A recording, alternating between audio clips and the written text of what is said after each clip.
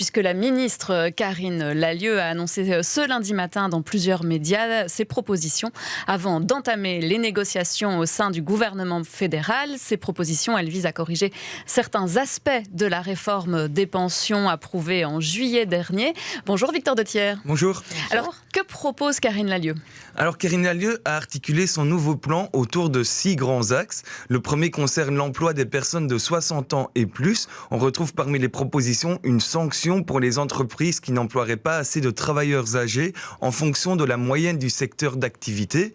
Le deuxième axe porte sur la pension minimum. Karine Lallieu voudrait harmoniser les règles d'accès, c'est-à-dire une carrière de 30 ans au moins pour tous, alors que c'est actuellement 20 ans pour les fonctionnaires.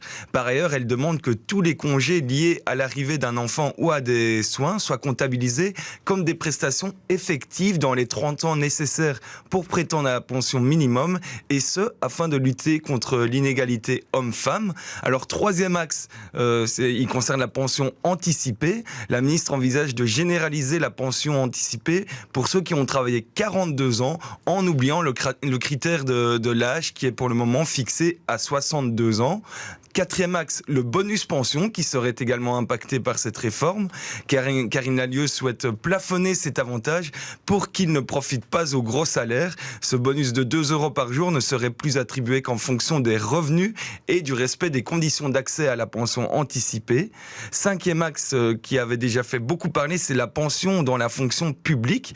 La péréquation des pensions publiques, une sorte de mécanisme comparable à l'enveloppe bien-être, serait aussi plafonnée à 0,5%. Elle deviendrait un montant forfaitaire et non plus proportionnel pour les pensions les plus élevées.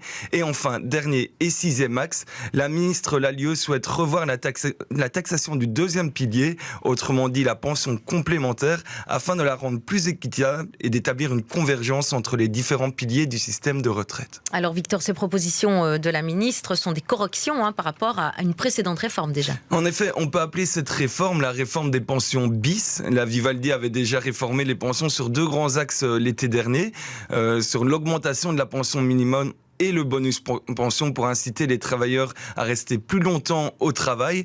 Problème, cette première réforme impacte le coût du système des retraites et pénalise les femmes.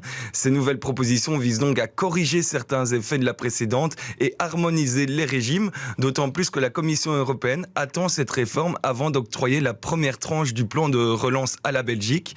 La ministre socialiste espère à présent convaincre ses partenaires de coalition pour arriver à un accord d'ici la fin du mois, mais comme souvent dans ce dossier, les négociations s'annoncent tardues.